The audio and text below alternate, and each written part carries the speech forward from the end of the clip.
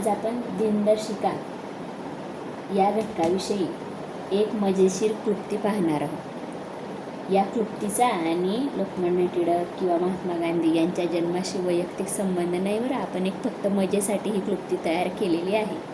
पहिली आपली क्लुप्ती आहे, लोकमान्य टिळक गेले, शिक्षक मुले स्वतंत्र झाले। लोकमान्य टिळक आपले काम करून गेले आणि आपल्याला शिक्षकांना मुलांना स्वातंत्र्य देऊन गेले। मग याचा अर्थ काय, तर एका सामान्य वर्षात लोकमान्य टिळक पुण्यतिथी म्हणजेच 1 ऑगस्ट, 15 ऑगस्ट म्हणजे स्वातंत्र्य दिन, 5 सप्टेंबर म्हणजे शिक्षक दिन, 14 नोव्हेंबर म्हणजे मुलांशी संबंधित असलेला बालदिन, हे एकाच वारी येतात। तुम्ही जर ही ओळ लक्षात ठेवली, मजेशीर ओळ लक्षात ठेवली, तर तुमच्या लक्षात येतं की लोकमान्य टिळक गेले म्हणजे त्यांचा मृत्यूचा दिवस पुण्यतिथी, शिक्षक दिन, बालदिन आणि स्वातंत्र्य दिन हे सर्व एकाच वारी येतात।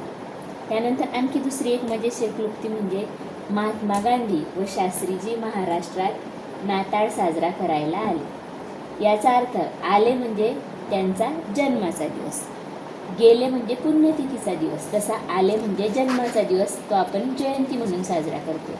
महात्मा गांधींची जयंती 2 ऑक्टोबर, शास्त्रीजींची जयंती 2 ऑक्टोबर, महाराष्ट्रात याचा अर्थ महाराष्ट्र दिन म्हणजे 1 मे आणि नाताळ असतो 25 डिसेंबरला। हे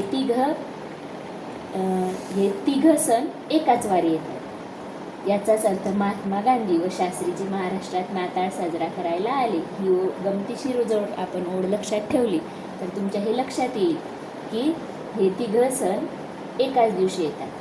पण याचा आणि खरंच महाराष्ट्रात नाताळ साजरे करायला आले होते का गांधीजी, तर नाही, फक्त ही आपण लक्षात ठेवण्यासाठी बनवलेली एक क्लुप्ती आहे।